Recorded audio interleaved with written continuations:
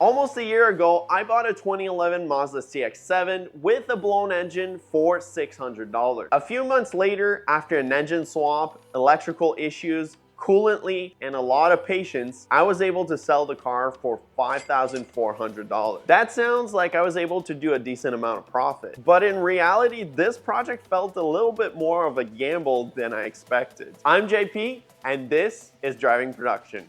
The previous owner of this CX-7 was asking $800 for it, but I was able to negotiate a little bit to $600. Even knowing it needed an engine, I figured the risk was low at that price. But between taxes, registration, and plates, that $600 quickly became $1,100.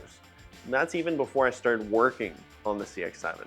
Yes, taxes are expensive in Canada. In Ontario, you're taxed most of the time on the government's listed value of the car, not necessarily on what you paid, so that number jumps fast. Looking back, that confidence might have been a little optimistic, but the CX-7 itself is actually a pretty interesting platform. They're fairly common and most people overlook them because, like this one, they have their problems. The CX-7 has 128,000 kilometers and is going on its third engine.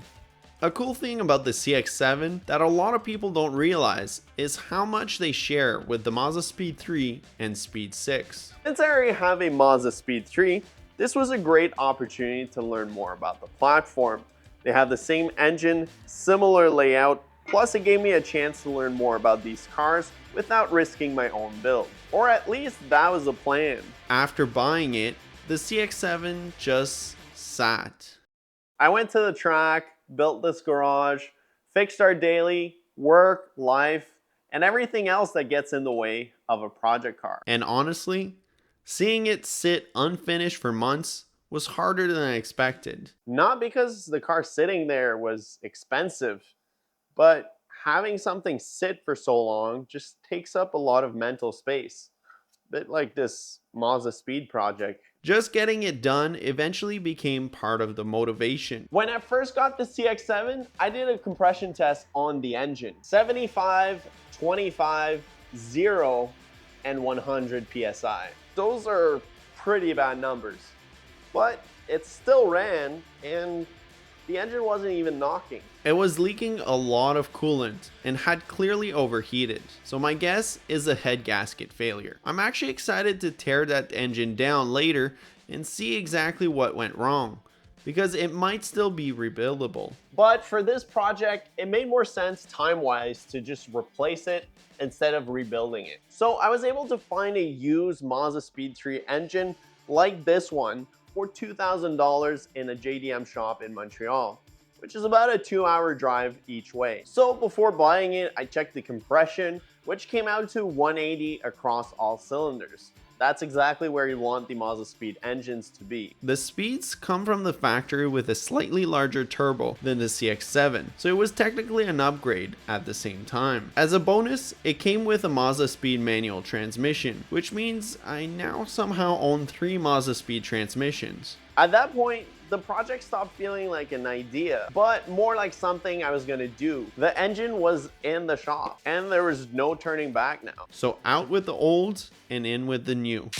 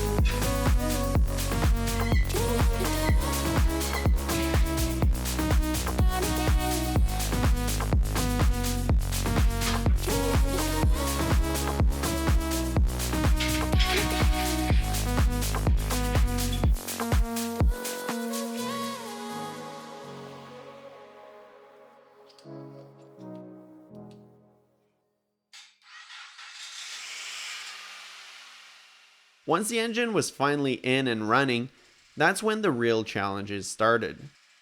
As I was filling up the coolant on the new engine, I realized that the oil filter housing was leaking. So I had to replace that from the old engine. Once everything was fixed and the car finally ran properly, it felt like the hard part was behind me. Then came the first proper drive. The exhaust broke right after the second catalytic converter. When we came back home, I noticed some smoke coming from the engine bay, and looking under the CX-7, saw some coolant dripping. Thankfully, none of them were catastrophic. The exhaust was fixed using spare piping and a bit of welding. The coolant leak turned out to be nothing more than a loose clamp.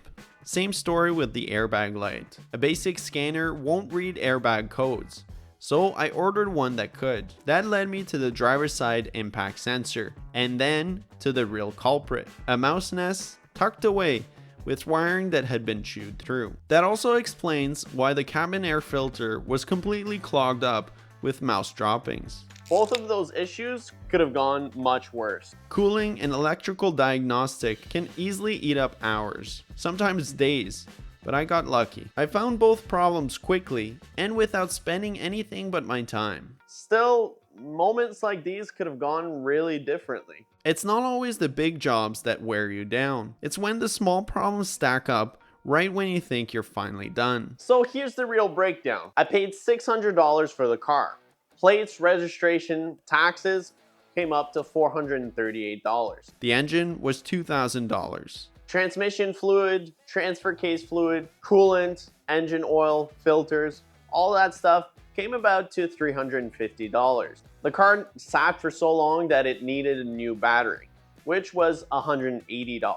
The cabin air filter that needed replacing because it was full of mouse crap was $20. The ball joint was $30 because I only changed the ball joint, not the whole control arm. And finally, I was able to sell the wheels that came with the car for $350 separately. So by adding a little bit of a buffer for gas, insurance, maybe things that I missed, puts us right around $3,400. Once everything was sorted, the CX-7 actually drove really well. Felt planted, had decent power, and it just worked. Enough that me and my wife genuinely talked about keeping the CX-7. I even caught myself thinking, how cool would it be to see a 400 horsepower CX-7, which probably means it was time for me to sell it. Knowing it was originally destined for the scrapyard and now driving properly again was extremely satisfying. That part alone made the project feel worth it. And financially, the numbers work. Looking back at it, I put roughly 30 hours into the car, taking my time and dealing with unexpected issues. Someone more experienced could have probably done this in half the time,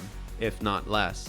Mentally, there were some pretty stressful moments with the CX-7, but in the end, finishing it and seeing it on the road again made it worth it. This project reminded me that the hardest part of car builds isn't always the big jobs. Sometimes it can be the small problems stacking up over time. It also reminded me how good it feels to finally finish something that's been sitting in the background for months. And most importantly, it reinforced why I enjoyed doing this in the first place. Learning, fixing, and figuring things out as I go. I hope you've enjoyed this episode. I definitely learned a lot doing it. And as you can see, there's definitely a lot of Mazda Speed 3 content coming soon. And I'll see you guys next time. Thanks for watching.